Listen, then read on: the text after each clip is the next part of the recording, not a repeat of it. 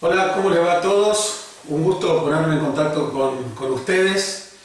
En este caso con una modalidad muy distinta, no presencial. Es la primera vez en 20 y pico de años que vamos a dar una clase de estas características, por lo menos en lo que a mí respecta.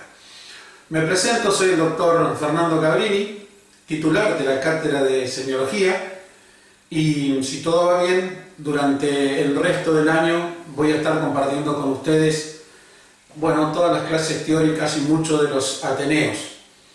Para mí es un gusto iniciar un año más en esta materia semiología, que es una materia trascendente, medular en la carrera de medicina.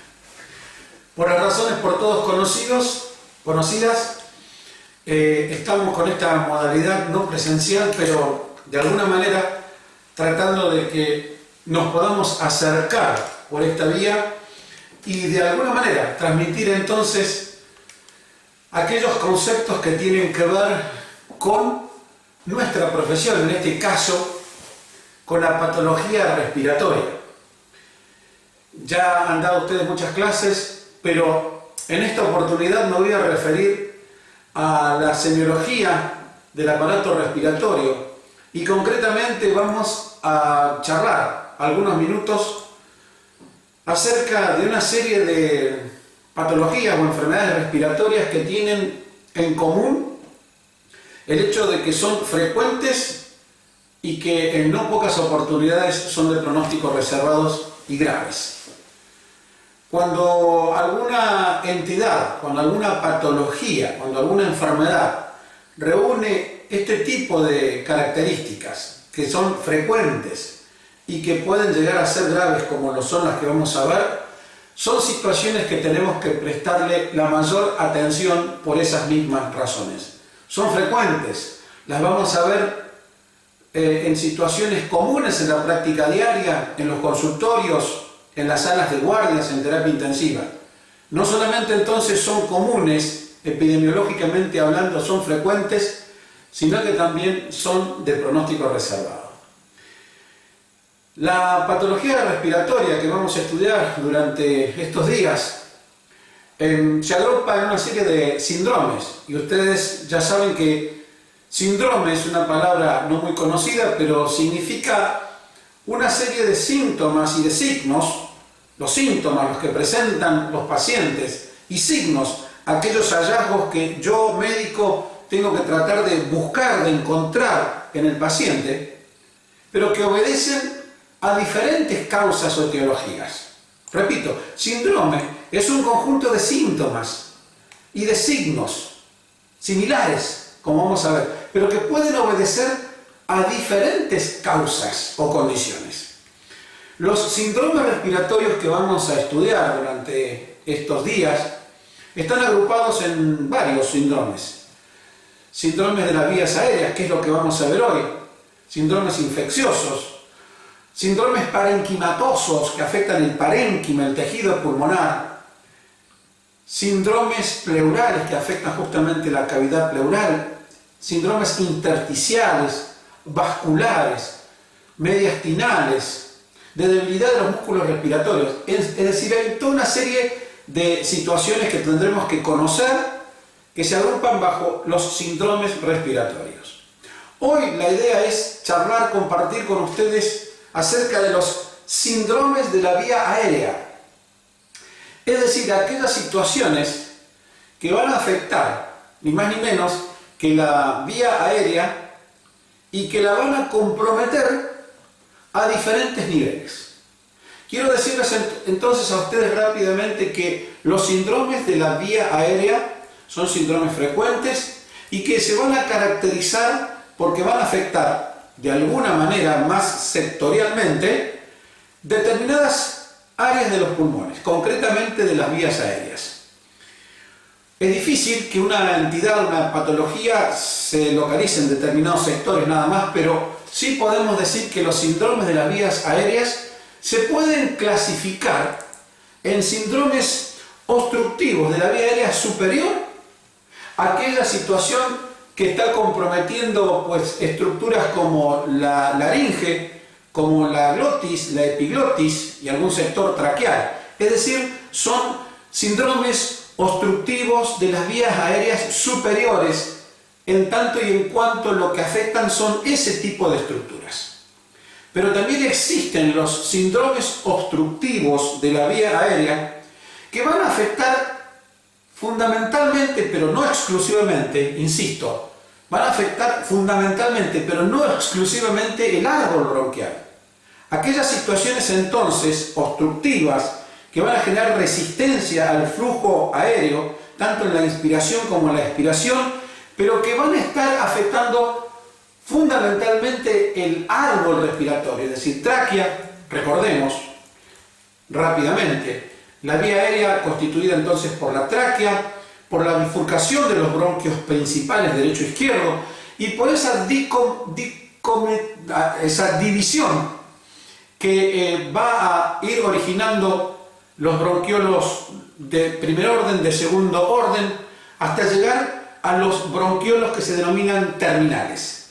Desde la tráquea entonces hasta los bronquiolos terminales hay una entidad, el asma bronquial, que fundamentalmente va a originar un síndrome obstructivo de la vía aérea, que en este caso lo definimos como un síndrome obstructivo de la vía aérea, concretamente del árbol bronquial, es decir, desde la tráquea hasta los bronquiolos terminales, respetando por lo tanto las estructuras que continúan a los bronquiolos terminales. Vuelvo a insistir, el asma afecta el árbol bronquial hasta los bronquiolos terminales fundamentalmente. Y por último, estos síndromes obstructivos de la vía aérea van a dar origen a una entidad también muy frecuente, que es el EPOC, por sus siglas, enfermedad pulmonar obstructiva crónica. El EPOC, que a su vez se subclasifica, como vamos a ver, en dos grandes entidades, el enfisema y la bronquitis crónica. El EPOC también es un síndrome obstructivo de la vía aérea, pero que va a afectar fundamentalmente la intimidad del pulmón o de los pulmones. Concretamente, desde los bronquiolos respiratorios hacia adelante. Es decir, va a afectar la unidad funcional del aparato respiratorio. Estoy diciendo que el EPOC, esta enfermedad pulmonar obstructiva crónica tan frecuente, va a ser un síndrome obstructivo también de la vía aérea, pero que va a afectar la intimidad pulmonar, la periferia del árbol bronquial, es decir, lo que va a afectar concretamente esta enfermedad pulmonar obstructiva crónica a través de la bronquitis crónica y fundamentalmente el enfisema, son los bronquiolos respiratorios.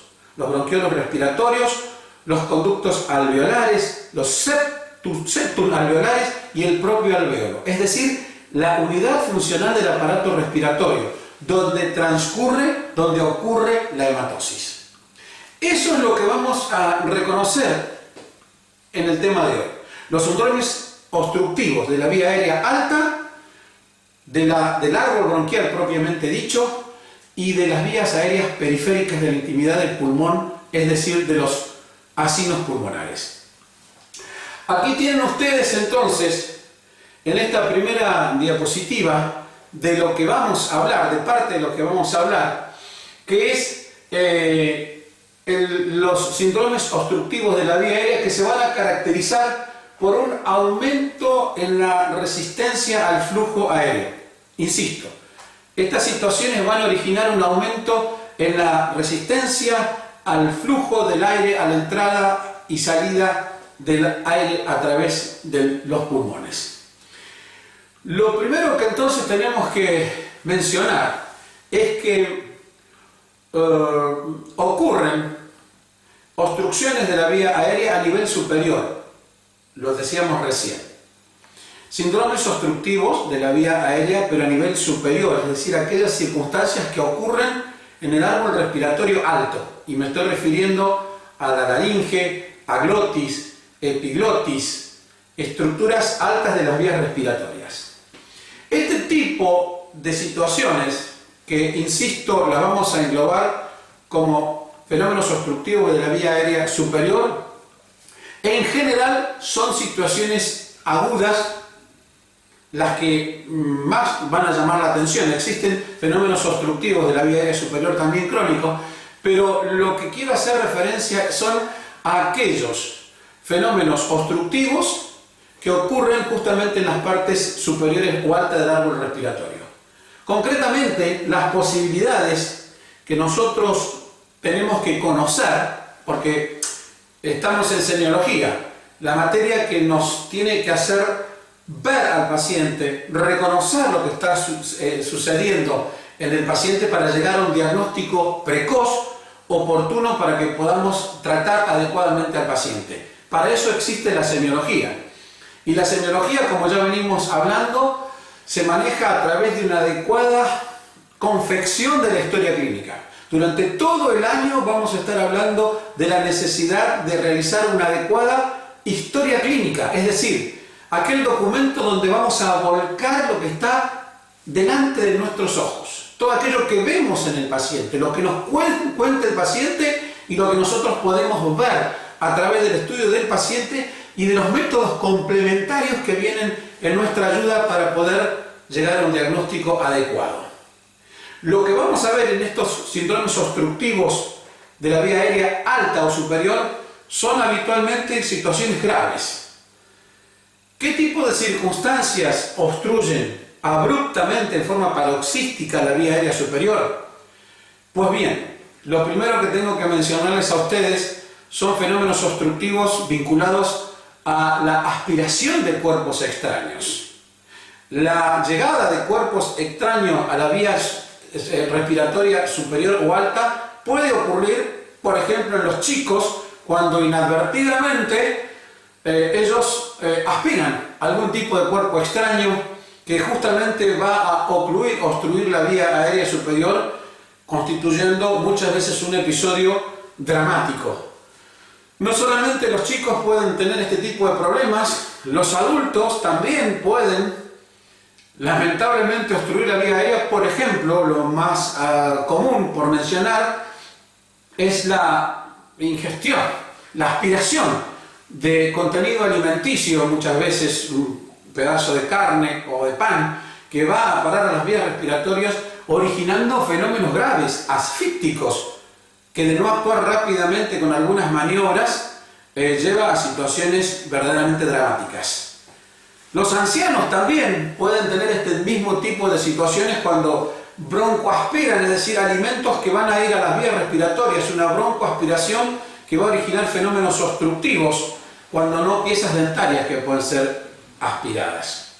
Sea lo que fuese, las obstrucciones altas de las vías aéreas, la mayoría de las veces, como les digo, situaciones agudas, por estos ejemplos que acabo de dar, se van a manifestar clínicamente por una serie de hechos llamativos. Lo que nosotros vamos a ver en este tipo de situaciones obstructivas agudas de las vías respiratorias altas es un individuo con sensación de asfixia. Esto no es dificultad para respirar. La dificultad para respirar se denomina disnea. Esto en realidad es un fenómeno de asfixia. Directamente el paciente no puede ingresar aire a su vía aérea. Y además de los fenómenos de asfixia inmediata, aguda, paroxística, dramática que ocurre por la obstrucción de la vía aérea, vamos a ver un paciente que va a exteriorizar esa situación con una llamativa, con gestos llamativos, va a gesticular de que la situación es dramática, se va a tocar con las manos la garganta diciéndonos que algo está pasando allí, y entonces ni siquiera va a poder manifestar a través de frases lo que está ocurriendo. Situaciones de asfixia, situaciones donde no hay ni siquiera movimientos respiratorios o prácticamente son mínimos. Sí se podrá observar en este paciente o escuchar, de paso, uno de los ruidos que primero vamos a mencionar, un ruido inspiratorio, agudo, muchas veces intenso, que se denomina cornaje. El cornaje es un ruido que tiene su razón de ser en la dificultad mayúscula que tiene el aire para atravesar las vías aéreas. Eso se denomina cornaje. Y muy poca motilidad respiratoria o torácica. Ustedes se darán cuenta que esta situación dramática está impidiendo la entrada de aire a los pulmones, por lo tanto no va a haber ningún tipo de movimiento o un movimiento respiratorio torácico menor o mínimo. Estos fenómenos entonces son fenómenos obstructivos de la vía aérea superior, pero que se van a caracterizar más que nada por una sensación de asfixia, con toda esta aparatosa manifestación del cuadro clínico en donde a veces hay poco tiempo para actuar, para tratar de eliminar lo que está originando la obstrucción de las vías aéreas. Recuerden ustedes entonces que hay un ruido llamativo que es el cornaje, gestos que están diciendo lo que está pasando, muy poca excursión respiratoria y donde si nosotros asistimos a esa situación vamos a tener que actuar rápidamente para solucionar este problema. Pero más importante todavía para nosotros, por lo que representa en cuanto a la epidemiología, en cuanto a la frecuencia con que se da, son los síndromes obstructivos de la vía aérea, pero que ocurren desde la tráquea, los bronquios, los bronquiolos de primer y segundo orden y hasta los bronquiolos terminales, que es el sector que vamos a analizar ahora a propósito de tocar esta entidad tan común y que tenemos que reconocerla rápidamente, que es el asma. Ustedes todos habrán escuchado muchas veces hablar de esta situación. Vamos a conocer esta situación, el asma, en todas sus dimensiones. La vamos a definir. Vamos a tener que reconocer la fisiopatología. Ahora, esta materia que estamos cursando se denomina semiología. Semiología es la materia que nos permite analizar los síntomas que la persona presenta. Es la materia que nos permite encontrar en el paciente los datos en el examen físico que yo puedo extraerle, siempre con la finalidad de llegar a un diagnóstico. Tenemos que conocer el asma en cuanto a su fisiopatogenia. Esta materia no solamente se llama semiología, sino se llama fisiopatología. ¿Qué quiero decirles a todos ustedes? Tenemos que saber que una enfermedad como esta que estamos tratando origina tantos síntomas y signos. Exactamente, eso es la semiología. Pero tenemos que saber explicar y explicarnos por qué ocurren esos síntomas y esos signos. Eso se llama fisiopatología. Y esta materia no solamente se llama semiología y fisiopatología, sino que también se llama semiotecnia, es decir, el examen que yo tengo que realizar en este paciente para poder llegar finalmente a esto que es el objetivo nuestro, el diagnóstico. Vamos a hacer la semiología del asma, vamos a hacer la fisiopatogenia del asma y vamos a hacer la semiotecnia de esta entidad. ¿Para qué? Para poder diagnosticarla. El asma es una entidad de altísima frecuencia en medicina. Todos los que hagan clínica, neumonología, terapia intensiva, los que hagan guardias, van a tener que encontrarse con esta situación. El asma epidemiológicamente tiene una alta incidencia. Y el asma, además, es una situación que sí puede ser leve. Muchas veces los episodios asmáticos que los vamos a dibujar en esta oportunidad son leves, pero pueden ser moderados y hasta pueden llegar a ser severos y requerir de una asistencia respiratoria mecánica para que el paciente pueda lograr sobrevivir. Así que es frecuente y tiene un pronóstico reservado, y esas dos situaciones las tenemos que reconocer. ¿Cómo podemos entonces, como primera situación, definir lo que es asma? El asma es lo que estamos tratando: una enfermedad respiratoria obstructiva, crónica, inflamatoria y además reversible. Voy a mencionar cada uno de estos hechos. Asma es una enfermedad inflamatoria del árbol respiratorio, es una enfermedad obstructiva de las vías aéreas, que ya saben ustedes que ocurre desde la tráquea hasta los bronquiolos terminales. Es una enfermedad crónica, por supuesto que es crónica, y cada tanto tiene esas reagudizaciones que hace que el paciente tenga que consultar a veces en forma inmediata a la urgencia. Es una enfermedad inflamatoria, crónica, obstructiva y además reversible de las vías aéreas. Puede ser reversible a través de la terapéutica, es decir, podemos hacer que el paciente pueda recuperar las funciones respiratorias en forma normales. De tal manera que el asma es una entidad crónica con periodos de reagudizaciones, por supuesto, pero que entre crisis y crisis probablemente el paciente esté prácticamente asintomática. Eso es la definición de asma. Una enfermedad inflamatoria, crónica, obstructiva y además reversible de las vías aéreas.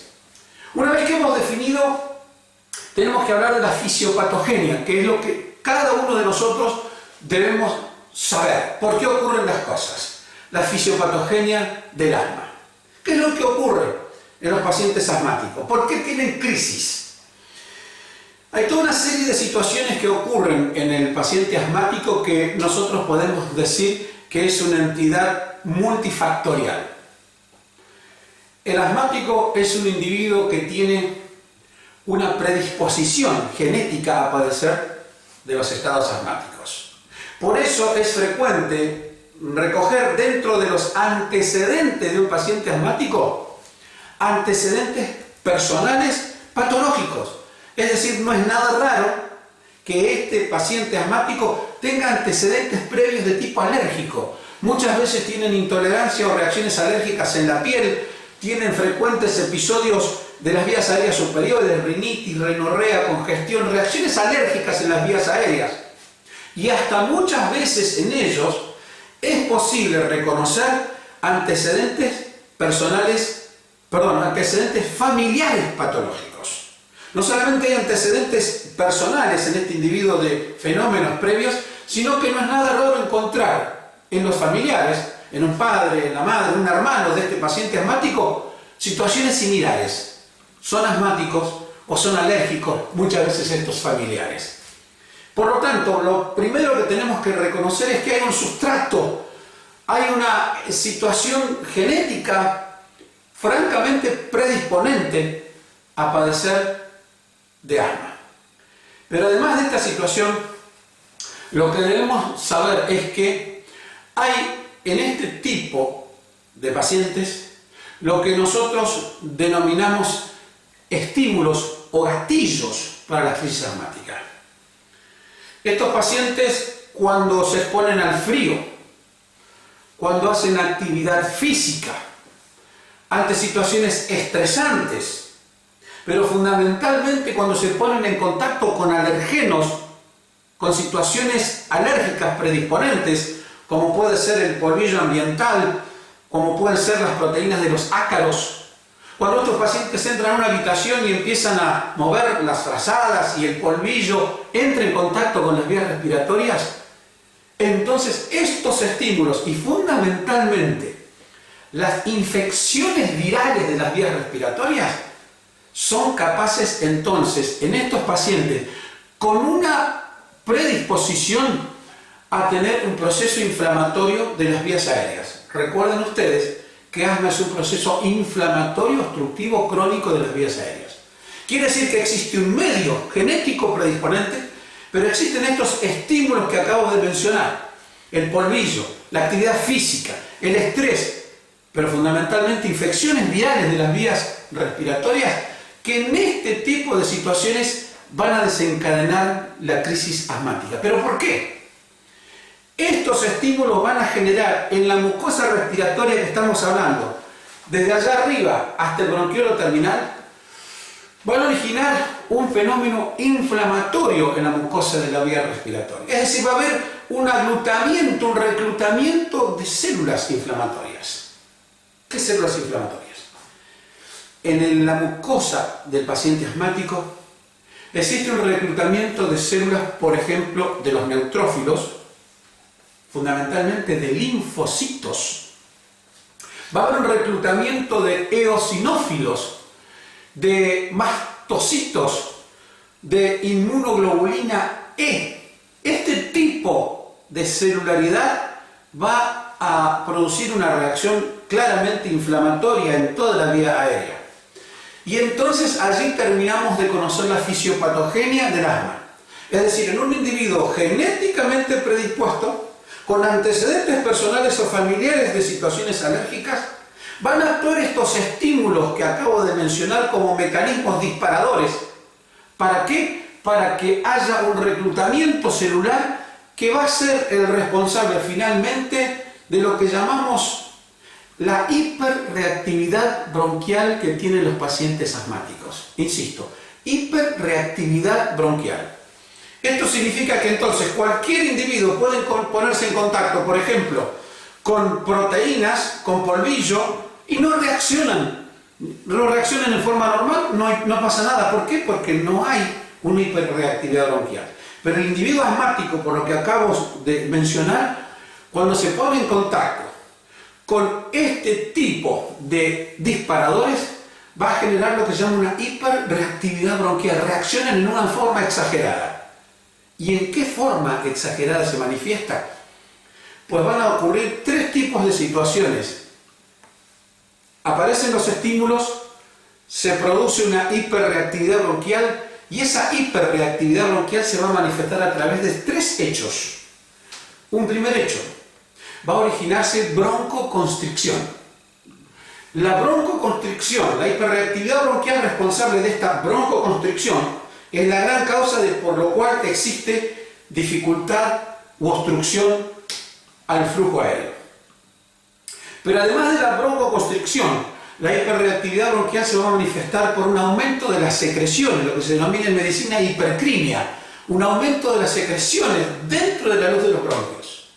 Y entonces este aumento de las secreciones va a ser responsable otra vez de un fenómeno obstructivo de la vía aérea, responsable de la dificultad para respirar o de la disnea, y también del aumento de las secreciones que va a hacer que el paciente tenga fenómenos, además obstructivos, accesos tusígenos, o sea, tos.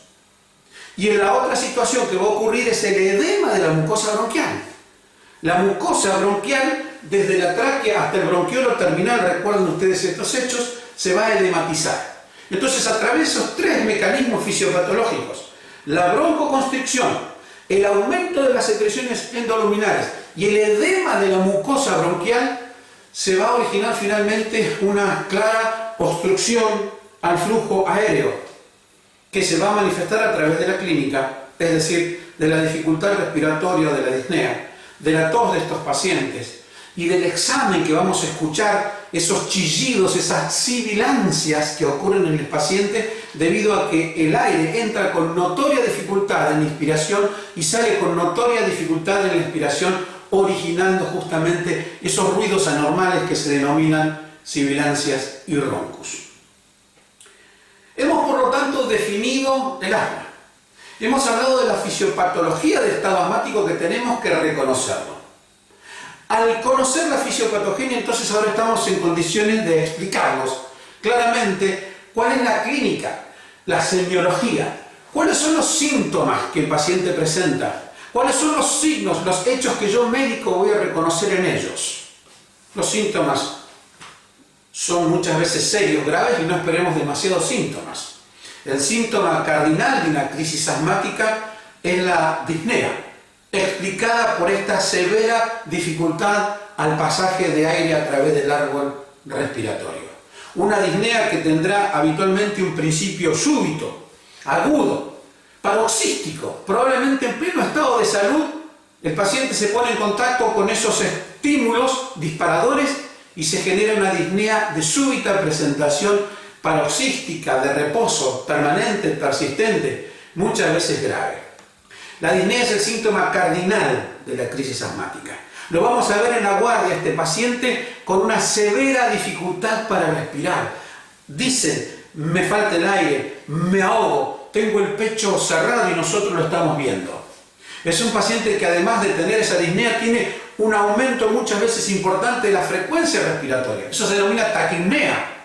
La frecuencia respiratoria que está en torno de los 12 o 18 ciclos respiratorios por minuto es francamente mayor a 25 30 ciclos respiratorios por minuto.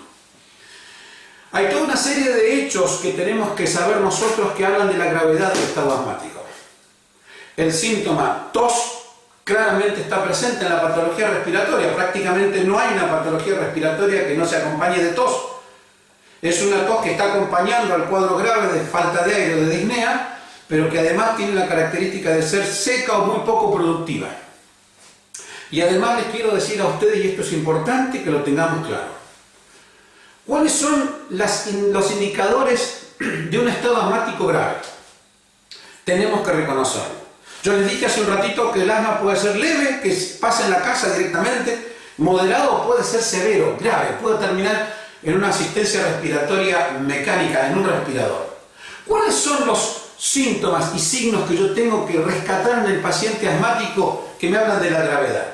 La disnea severa, claramente, pero hasta la fascia dice cosas. Aleteo nasal, las narinas se abren para poder de alguna manera incorporar aire, el aleteo nasal. La taquipnea que les acabo de mencionar, frecuencias respiratorias altas. Una frecuencia cardíaca superior a 120 latidos por minuto me está diciendo que la situación es grave. Les dije, disnea severa, taquipnea, frecuencia respiratoria superior a 30 frecuencias respiratorias por minuto, taquicardia superior a 120 latidos por minuto, el aleteo nasal, cuando el paciente ni siquiera puede pronunciar frases.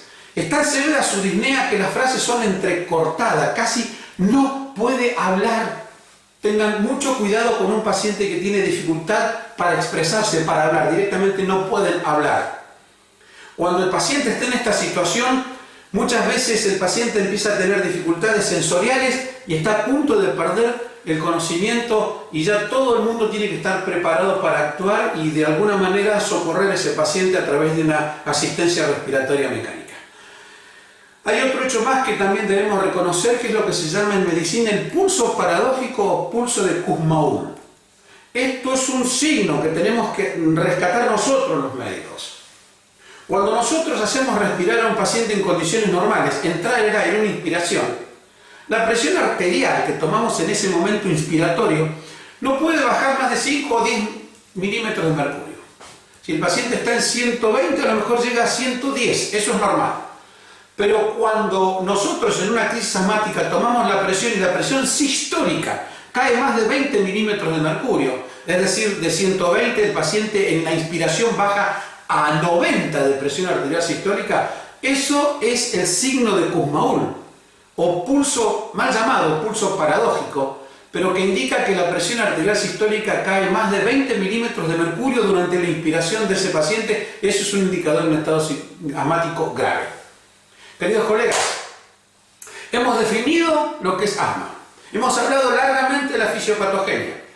Nos hemos detenido a hablar de cuáles son las manifestaciones clínicas, lo que el paciente siente, y hemos tratado de analizar de alguna manera lo que yo voy a hallar. Yo voy a ver un paciente ansioso, con notable sed de aire que se manifiesta en una fascia de desesperación, aleteo nasal, la taquicardia mayor a 120, el signo de Kussmaul, la taquipnea que les he mencionado a todos ustedes, y casi a veces este estado de pérdida inminente de la conciencia dada la gravedad que padece este paciente.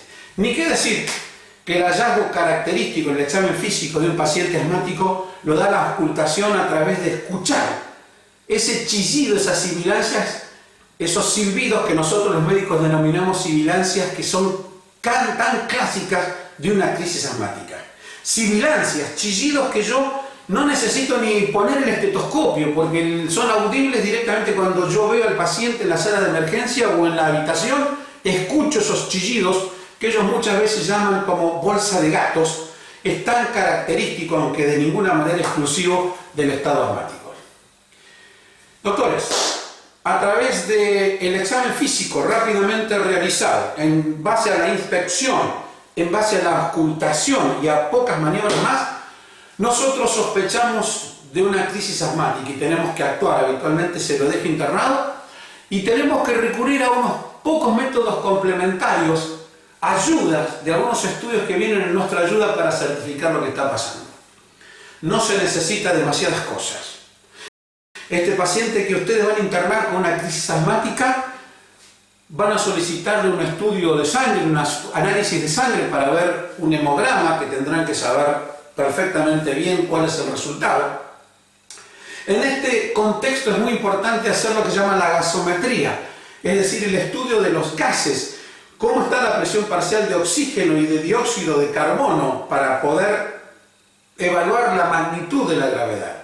Hemograma, gases en sangre o gasometría, una radiografía de tórax, que muchas veces va a estar prácticamente disociada. ¿Qué significa esto? Un estado clínico grave, severo, con una radiografía de tórax que prácticamente no nos va a decir nada. Pero nunca hay que dejar de pedir estos estudios.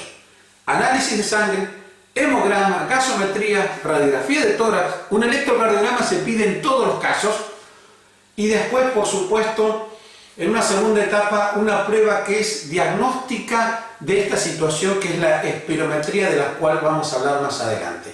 La espirometría establece el diagnóstico de esta situación. Queridos colegas, hasta ahora hemos hablado de obstrucción de la vía aérea superior y obstrucción del árbol bronquial desde la tráquea hasta los bronquiolos terminales.